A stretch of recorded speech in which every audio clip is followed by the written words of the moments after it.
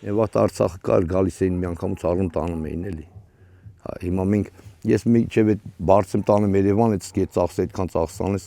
տան դռնից ավելի լավ մի չեժան տաս։ Օրինակ, ինչքանով պիտի իրացնեք։ Դե նայա սորտի ինչ խնձորներ ա էլի, ասենք տես մի 4 սորտ ունեմ, ասենք այն կանաչ խնձորը ասենք թանկն ա, չէ, ամենաթանկն ա, Գերխուրիա, Գոլդենա,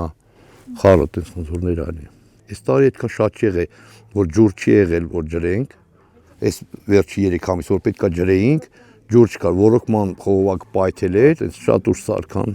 այտենց արդեն ուշ էր։ Բայց ինչքան ունեք այս պահին։ Դե այս պահին տոննայից ավել ա։ Այս պահին տոննայից ավել ա։ Բայց ինչքան ծախս է կարել այդ բերքը ստանալու համար։ Դե սրսկումներն ա, ջրելն ա, ասենք,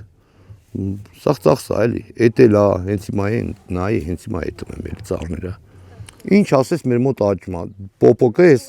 հիմա պոպոկը քանի մեշոկ, 6-7 մեշոկ, 8 մեշոկ պոպոկ կա, պոպոկներ չեն ալ, դե նայ, մի 8 մեշոկ պոպոկ կառնեն, 2 տոննա խնձոր կառնեն, 2 տոննա կարտոշկա կառնեն, մի 100 կիլո ասենք լոբի կառնեն, որ առնեն էլի։